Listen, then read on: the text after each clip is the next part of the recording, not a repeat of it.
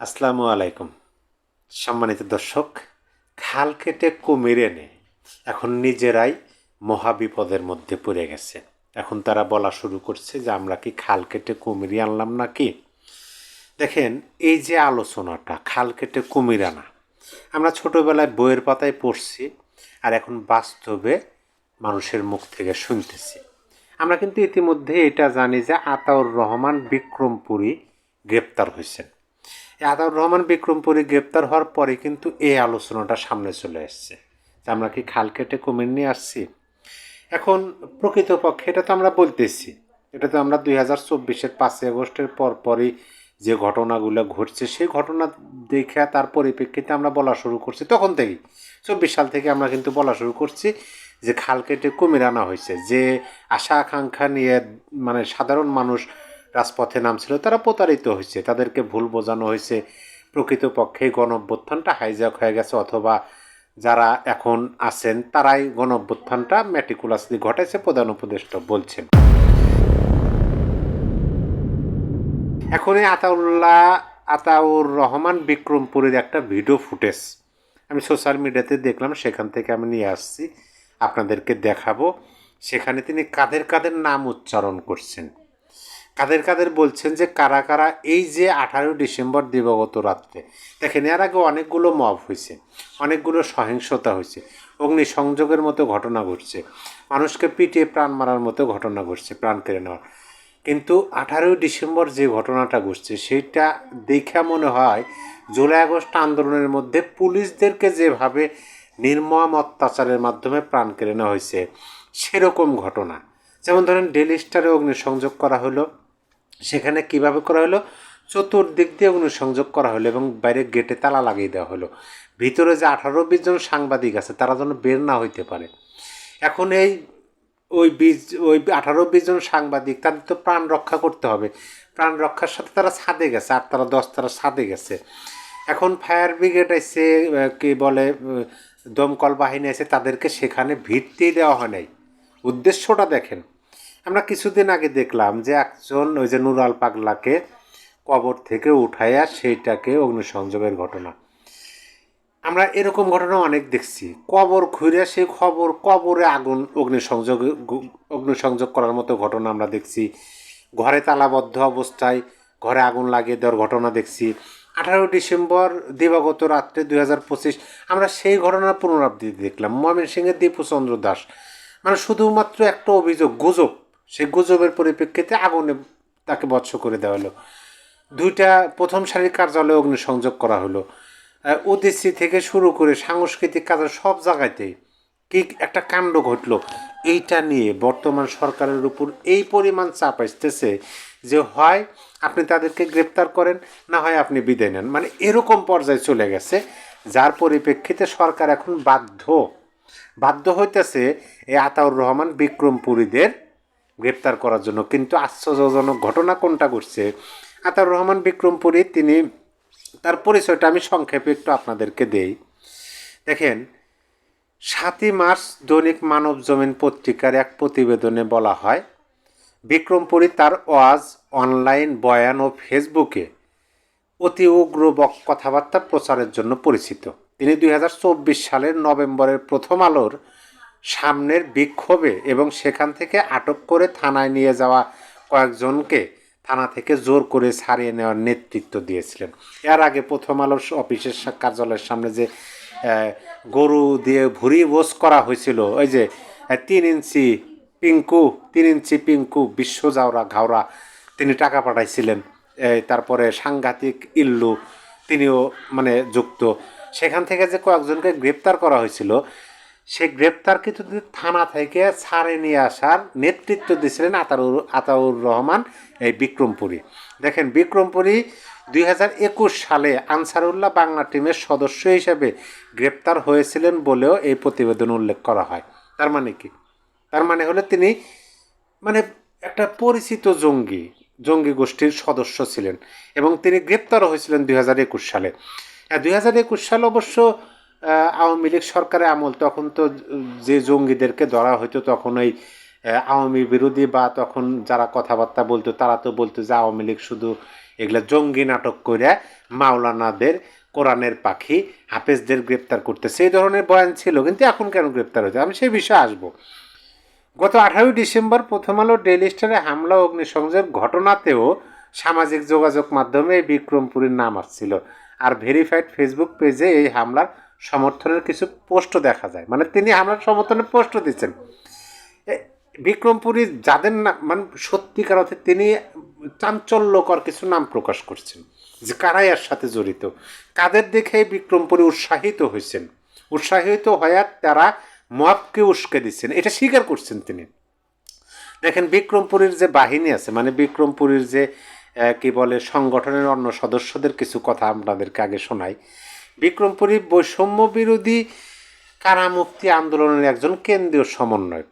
বৈষম্য বিরোধী কারামুক্তি, আমরা তো দেখলাম 2024-এর 5ই আগস্ট কীভাবে তার কয়েকদিন আগে এবং পরে কারাগারগুলোতে হামলা হলো, আসামিদেরকে ছিনিয়ে নিয়ে যাওয়া হলো, এটা আমরা দেখলাম।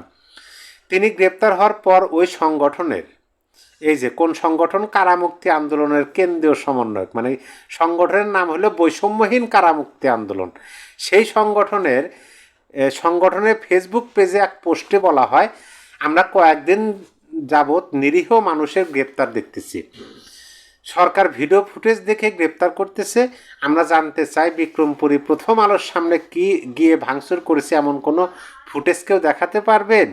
বৈষম্যহীন বাংলাদেশ আবারও নতুন করে বৈষম্য হচ্ছে না তো? আমি আসবো, কারা স্বাধীনতা পেয়েছে, এই যে বয়ানগুলো আসতেছে যে বৈষম্যহীন বাংলাদেশ, তার মানে কি 2024-এর 5ই আগস্ট বৈষম্যহীন বাংলাদেশ হয়েছে, আর এখন নতুন করে বৈষম্য আসতেছে কেন? জঙ্গিদেরকে গ্রেপ্তার করলে বৈষম্য আসে, তাই না? এখন এই যে আতাউর রহমান বিক্রমপুরী পরিচয় দিলাম, তিনি একজন জঙ্গি। এখন আপনাদেরকে শোনাবো, আমি আমার আলোচনা একটু পরে আসি, আপনাদেরকে আগে আতাউর রহমান বিক্রমপুরীর একটা ভিডিও দেখাই। আমি গতকালকে ফেসবুকে দেখলাম, অর্থাৎ আমার মানে যতটুকু ধারণা তিনি গ্রেপ্তার হওয়ার আগে ওই ভিডিওটা হয়তো বা তিনি করছেন।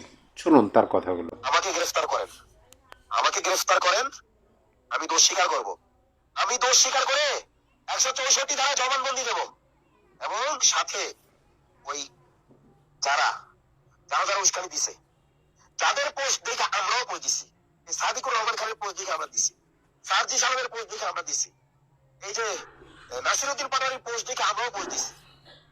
এখন সাধারণ মানুষ গ্রেফতার করবেন, আমাদের কেন করবেন না? আর আমাদের যদি করেন, নাসিরউদ্দিন পাটোয়ারি কেন বাদ যাবে? সার্জি সালাম কেন বাদ যাবে? শিবিরের নেতারা কেন বাদ যাবে? কেন? বাংলাদেশ মগের মুলুক পাইছেন, তাই না? আমাকে গ্রেফতার করেন, মগের উস্কানি তো আমরা দিয়েছি, এই জন্য মানুষ মগ করছে। আমরা কেন দিয়েছি? নাসিরউদ্দিন পাটোয়ারিকে দেখা দেখি দিয়েছি, সার্জি সালামদের দেখা দেখি দিয়েছি। সার্জি সালাম যখন লেখছে যে যে বিপ্লব কিছু, দেখেন তিনি কিন্তু স্পষ্ট ভাষায়, মানে আপাতত 3টা নাম তিনি বলছেন। তিনি 164 ধারায় জবানবন্দি দিবেন এই কথাও বলছেন, তিনি মবকে উস্কায় দিচ্ছেন এটা স্বীকার করছেন ভিডিও ফুটেজে, এবং তিনি 3 জনের নাম বলছেন, সার্জিস আলম, এই পাটোয়ারি এবং সাদেক কায়েম। তিনি কিন্তু এই কথাও বললেন যে সাধারণ মানুষদেরকে মব উস্কায় দিছে আতাউর রহমানরা, সার্জিসরা, সাদেক কায়েমরা, নাসিরউদ্দিন পাটোয়ারিরা, আর গ্রেপ্তার করতেছেন সাধারণ মানুষদেরকে, এই কথা তিনি বললেন। এখন এই যে বিষয়গুলো, এই বিষয়গুলো দেখে বিশেষ করে আতাউর রহমান বিক্রমপুরী গ্রেপ্তার হওয়ার পরে অনেককেই বলতে শুনতেছি, বড় বড় সোশ্যাল অ্যাক্টিভিস্ট যারা শেখ হাসিনার আমলেও ব্যাপকভাবে বাংলাদেশের পক্ষে, গণতন্ত্রের পক্ষে কথা বলছেন, এখনও বলেন, তারা বলতেছেন যে আমরা তো এই গণতন্ত্র চাই নাই, আমরা তো খাল কেটে বোধহয় কুমির নিয়ে আসছি। এখন এই বিক্রমপুরকে গ্রেপ্তার করছে কিভাবে দেখেন, অধ্যাদেশের মাধ্যমে, মানে উপর মহল থেকে অর্ডার আসছে, তার নামে কিন্তু মামলা নাই, অধ্যাদেশের মাধ্যমে করছে কি 3 মাসের কারাদণ্ড, তাকে 3 মাস কারাগারে রেখে দেবে এরকম।